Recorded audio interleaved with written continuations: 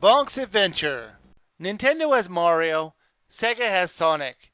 Even Atari has E.T. as one of its most recognized icons. So when the TurboGrafx looked upon its games for some glimmer of franchisable icon, they stopped on a caveman with a big head. The Virtual Console was the first time I ever played a Bonk game, since the TurboGrafx was way out of my price range at the time. I bought into the hype and downloaded the game, only because I thought it would be fun, and in some ways, it was.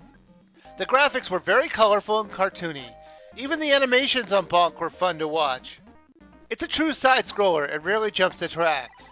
Even if the levels are inventive, the obstacles, the tone, and the flow were very boring. The programmers must be in the camp that the more enemies you throw at people, the better the level is.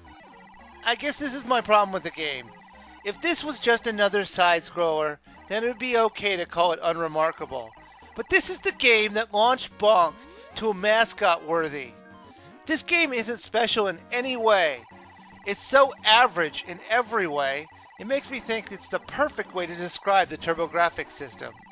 You're going to want to play this one with the classic controller, since there are some real advantages. Bonk can do a spinning motion that makes him almost invincible, and it makes him hover in the air. So with a little practice, you can spin through entire levels. Bonk may seem like this kick-ass caveman whose only weapon is his huge head, but he does have one weakness: meat. Bonk might be the first vegetarian character in a video game. I don't think he's vegetarian by choice. I think he's highly allergic to meat.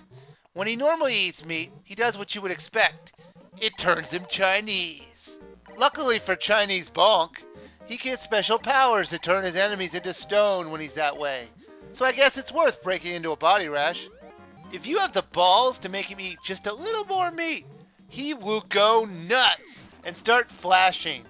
And the other enemies will be so scared they'll either ignore him or pretend to die just so they don't have to deal with his meat freak out. The game has a lot of enemies in it, and it can be really challenging at times, almost unfairly. The bosses were like any bosses in any other game.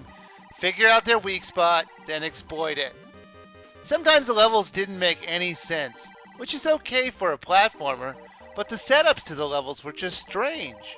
This level, you have to go inside a dinosaur. Why, you may ask? For fun! I would have loved to be at that meeting.